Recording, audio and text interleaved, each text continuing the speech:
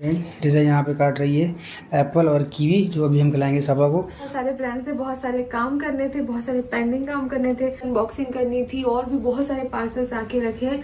लेकिन आज energy suddenly drop हो गई है, कुछ करने का मन नहीं कर रहा है। हेलो फ्रेंड्स, आप सभी का बहुत बहुत स्वागत है हमारे यूट्यूब चैनल स्टडी कॉस्मोस में। तो आज की इस वीडियो में हम बात करें सबा इब्राहिम की कजिन रिजा और रिहान के बारे में, और इस वीडियो में खास जानेंगे लोगों के ओपिनियंस उनके बारे में।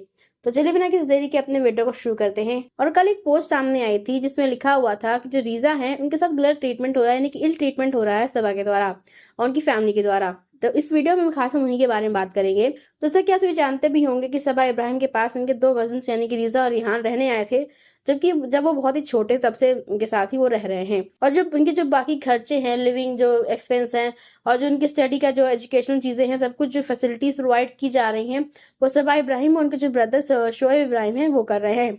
और अब बात आ रही है इन लोगों के बारे में, यानी कि जो सबा हैं, लोग कह रहे हैं कि जो सबा हैं वो रिजा के साथ गलत ट्रीटमेंट कर रही हैं।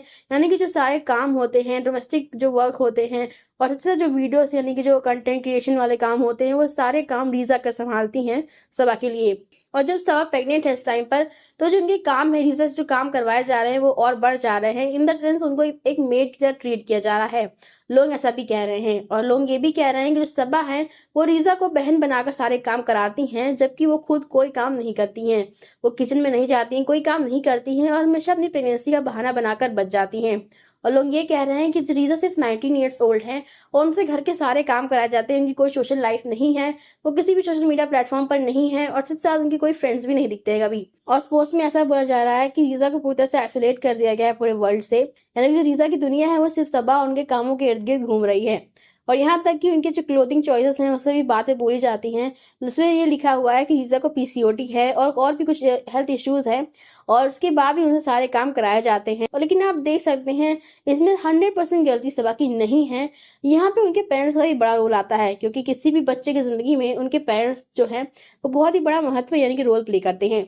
तो अगर रीजा के पेरेंट्स सामने आके कुछ नहीं बोलेंगे तो हमारे यहाँ के बोलने से कुछ नहीं होगा। अगर रीजा के साथ गलत भी हो रहा होगा तब भी हम कुछ नहीं कर सकते हैं, क्योंकि रीजा इस बारे में अपफ्रंट नहीं है, वो सबा से इस बारे में नहीं बोल रही हैं। और मुझे लगता है कि रीजा जो है सिर्फ उनके लिए प्रॉफिट के लिए काम कर रही हैं, क्योंकि अभी वो बच्ची हैं, उनसे वो 19 ईयर्स की हैं, उन्हें नहीं पता उनका अच्छा क्या है बुरा क्या है।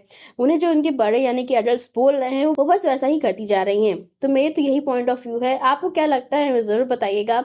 और आज की इस पूरी वीडियो को देखने के लिए आपको बहुत बहुत धन्यवाद।